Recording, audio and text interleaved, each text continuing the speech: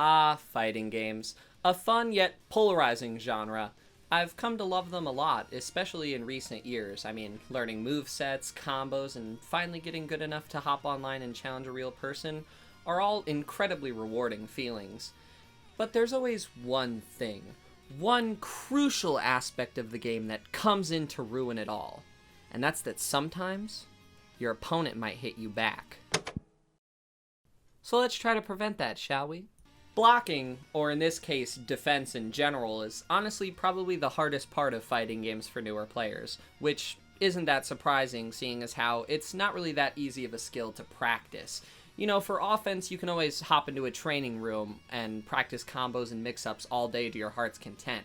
But for blocking, it's more of a baptism by fire, if you know what I mean. So today, we're going to take a look at how blocking works in fighting games, and I'm going to try to share some tips and tricks to help you block those dirty resets in your life. Now, to be specific today, we are going to be looking at blocking in more traditional hold back to block fighting games. So we won't be looking at options like shielding in Smash Bros. Or other platform fighters.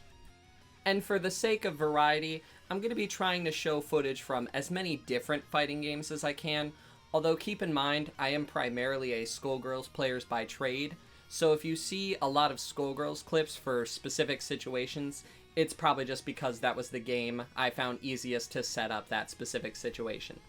But without further ado, let's get right into it. So to perform a block, all you have to do is hold back away from your opponent. Great, that's it. Okay, jokes aside, it's not that simple. As you can see in this clip here, I'm clearly holding back, but still getting hit. Why is that? Well, holding back isn't the only thing you have to worry about when you're getting hit. Moves in fighting games usually contain several properties, but one of the most important things to look for in a move is whether it hits high,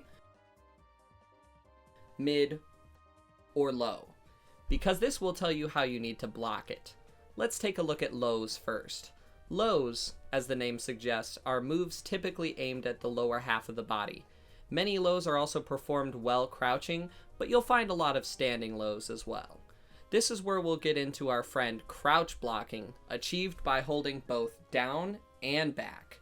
Now, while crouch blocking, you are immobile, but you will block all manners of lows and mids that are sent your way.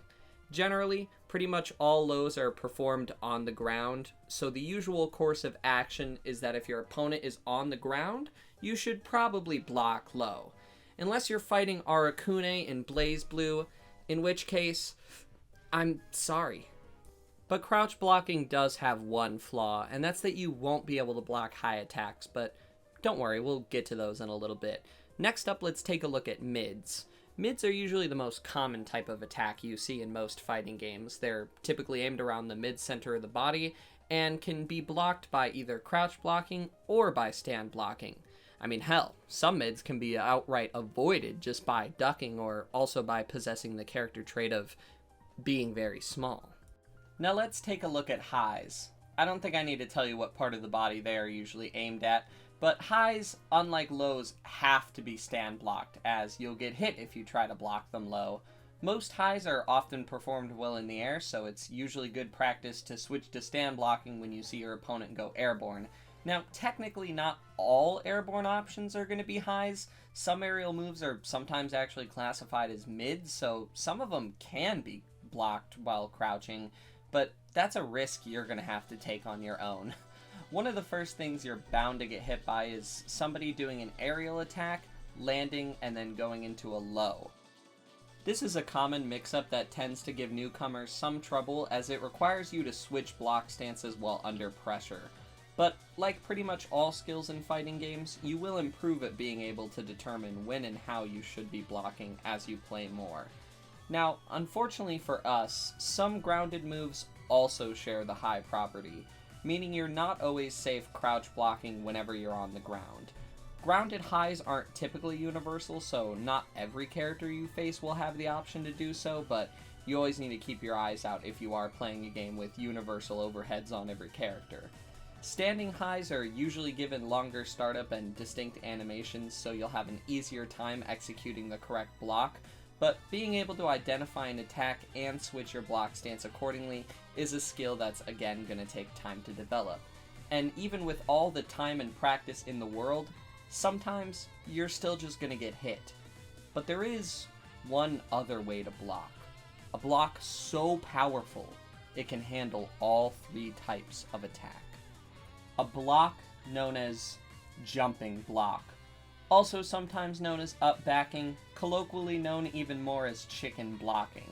Now, unfortunately, not every single game has jump blocking. For instance, Street Fighter has never had air blocking throughout most of the mainline games, so it's not always going to be an option you have, but if you do, you should absolutely abuse it.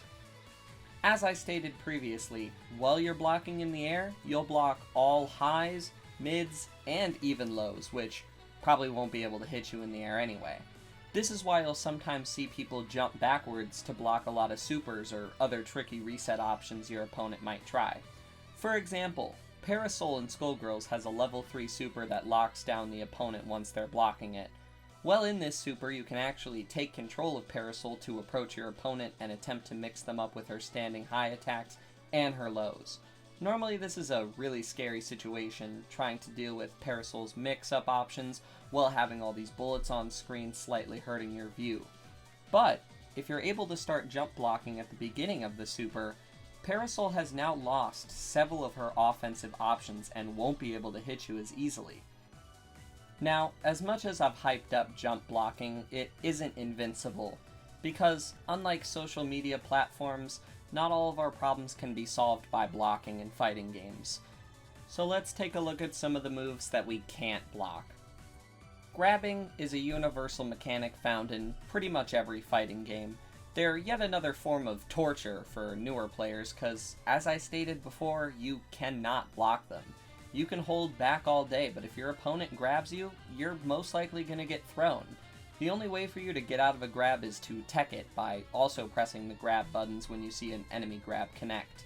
This is a lot easier said than done though in most cases, as fighting games tend to have very small windows for you to tech throws. As good as I've made them sound though, grabs do have some limitations. Obviously, one, you need to be very close to someone to grab them, which can be dangerous, especially if you whiff. And two, you also can't grab opponents while they're in hit stun, so you usually can't combo into grabs. And a lot of games also won't let you combo off of grabs, and a lot of times even in the games that you can combo off them, they often give you harsher damage scaling if you started a combo with a grab. So not only do you have to be wary about blocking your opponent's attacks, but you also need to remain vigilant or keep your distance to try to deter grabs as well. Now, the other biggest hurdle for newer players, and sometimes even more experienced players, are the dreaded command grabs. A lot like regular grabs, except you can't tech them, which, when you're first starting at fighting games, can sometimes feel almost impossible to play against. But we do have some options against them. Now, if you're standing where the command grab's hitbox is, you're toast. Your only option in most cases are to jump, unless they're using an anti-air command grab, which do in fact exist, by the way. You could also potentially move out of the way, or the more often suggested strategy, for the love of God, do not let the grappler player get in. Now, command grabs aren't going to be on every character, as I stated before. They're often usually relegated to grapplers, or sometimes a character here or there might have one or two in their arsenal, so they're not always a factor you're going to have to worry about. But if you do notice your opponent pick somebody that has a command grab on that character select screen, be ready to potentially play the most stressful game of keep away imaginable. Okay, so the idea of a move being straight up unblockable kinda seems unfair, and in some cases, maybe they are a little bit. But true to their name, unblockables cannot be blocked. Now, thankfully for us, unblockables are rare and are usually given some sort of limitation to make up for their unbelievable strength. Some might only hit grounded and are therefore jumpable. Some might require some sort of meter or some sort of resource to be spent for it. Some have really small hurt boxes or only cover certain areas of the screen, or some might require some sort of certain condition to be met before it will become unblockable. And I mean, yeah, that's it, unblockables. Pretty self-explanatory. So you've done it. You blocked low, you blocked high, hell, you might have blocked it all. Now what? What, you thought blocking was all you had to learn, that once you blocked, that was it? Now this is another reason that I believe defense is so hard, especially for newer players, because even once you are able to begin blocking, figuring out what to do after that becomes a whole other facet of the game that you have to explore. So let's take a look at some of our options then.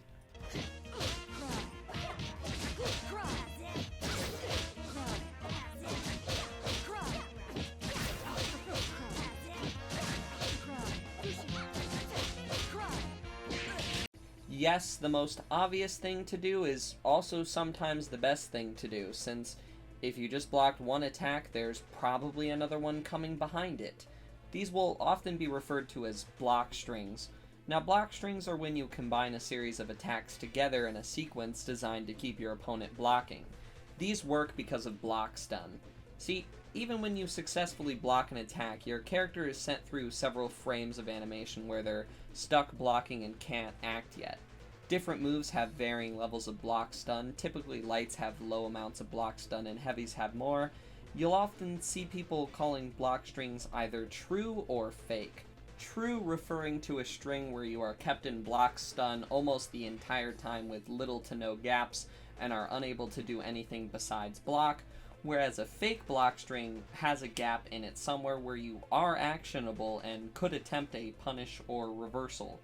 Be careful though, as like I said before, just because a block string has a gap in it doesn't necessarily mean that it is punishable. And although I've been proclaiming the strength of blocking for literally this entire video so far, it's also a common sentiment that you can't block forever. You are inevitably going to mess up at some point and get hit, which means we have to look at some other options.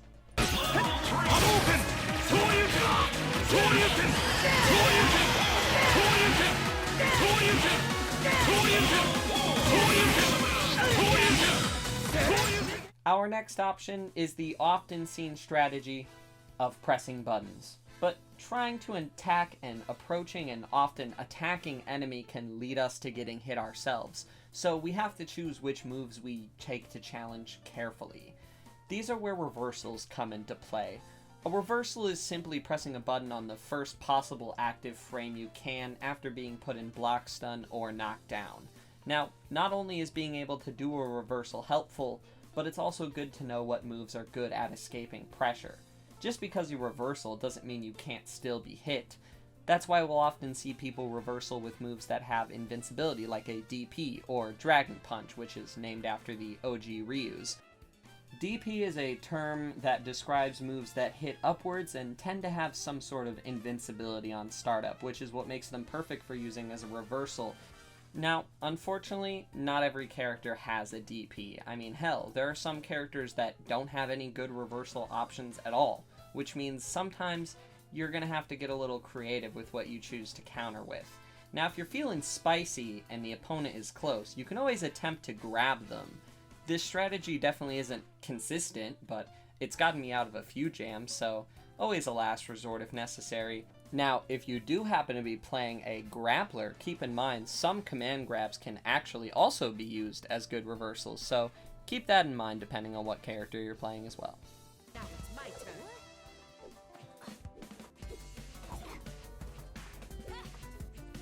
Another possible strategy of escaping pressure is to try to leave that pressure. This is a lot easier said than done though, as half the time you might get hit just for trying to leave. Jumping is the first and most universal option you'll come to, but jumping carries a lot of risks. Getting anti-aired, getting sent into a juggle, and even if done successfully, jumping sometimes only offers a small, if not minuscule amount of space between you and your foe. What's more ideal is if our character has a tool for this situation, such as a long-range special move that covers distance, or better yet, even a teleport. Some games also have mechanics to roll out of a corner, whether it's from a ground tech or a character-specific tool. Escaping pressure is often a high-risk, high-reward option that you'll need to apply carefully. Basically, just try not to get hit while backdashing. Strike true!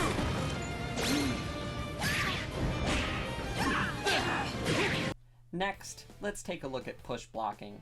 Push blocking is a mechanic you'll find throughout a lot of different fighting games, and it works slightly differently depending on the one, but usually it allows you to, upon a successful block, push back your opponent to give yourself some more space and possibly shut down their entire offense.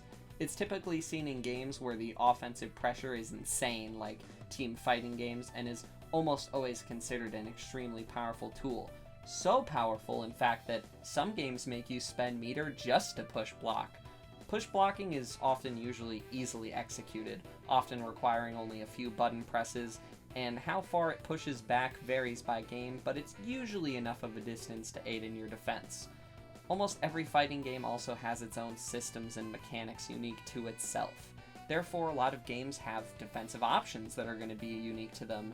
Things such as push block guard canceling, Roman cancels, X Factor, shield, guard, focus, parry, combo breaker, ensemble, burst, counter, tag in. The list goes on and on and on, and I can't possibly cover them all in this video, unfortunately. So, I'd recommend you get to know the game you're going to be playing. Most games also include tutorials for system mechanics and also usually for blocking as well. Seriously, tutorials help me out a lot early on, so I would recommend you take a look at them if you feel like you're getting stuck in a defensive rut in your game. At the end of the day, we're all human, and like I said earlier, we're all bound to get hit eventually. But what kind of defense is there to play while you're getting comboed? Well, unless you're playing a game with infinites, your opponents are eventually going to have to end that combo. And when that combo does end, they're going to have to opt to do one of several things. End their combo in some sort of knockdown, attempt a reset, or potentially just return to neutral. Now, we've talked a little bit about resets already. You're either going to have to try to block them, or you're also going to have to try to reversal them. But what about when a combo ends? Now, there's a lot of things to consider when a combo has actually ended. Firstly, what state is our character in? There's typically 3 states you'll end up in after a combo. Standing, or in this case a neutral state. This is most likely going to occur either because your opponent has dropped their combo, or they decided to end it with a move that does not knock down. Now, just because a combo has ended with you standing in an actionable state, that doesn't necessarily mean you've fully returned to neutral, as your opponent could still be applying some sort of offensive pressure. Next, we also have the 2 knockdown states, soft knockdowns and hard knockdowns. Soft knockdowns are the more common of the two and typically give us a couple of options for defense. In most fighting games, if you input a button while in a soft knockdown, you'll quick rise, getting up faster than normal, which opens up a lot more potential for wake-up reversals or potentially catching your opponent off guard with a faster wake-up. Some games will also allow you to roll away while doing this quick rise. This is incredibly useful for trying to escape certain situations such as the corner, or escaping their wake-up pressure that was planned in its entirety. Now, what are you going to do when you get hard knockdown though? Pray. Hard knockdowns are a lot scarier because there often is no sort of defensive option like soft knockdowns. You're gonna have to eat whatever mix-up your opponent is preparing while your character gets up. You can always try to wake up DP, but remember, if your opponent successfully predicts that, you're gonna eat a terrifyingly huge punish, and besides that, really your only option is to try to correctly block whatever whack-ass mix your opponent is about to hit you with. Harder knockdowns for us are thankfully a lot less common, and are usually harder to pull off, but they can be incredibly dangerous if applied correctly. And actually, that's it. The end of our short but hopefully comprehensive guide on defense in fighting games. Now, I'm hoping you'll be able to take some of the things we've talked about today and actually apply them next time you go to play, but remember what I've been saying throughout this entire video. Defense is probably, in my opinion, the hardest part of learning fighting games, and it's especially hard knowing that you're just going to have to accept that you're going to get hit sometimes. I mean, even I'm not that great at defense, and here I am trying to teach you how to do it. But like I said, as with most things in fighting games, with enough time, effort, and patience, you can achieve pretty much anything. Now, what I would suggest you do is treat every single blocked overhead as a victory, and remember to watch out for those grabs. I've been Twin Dragos, and I'll see you all next time.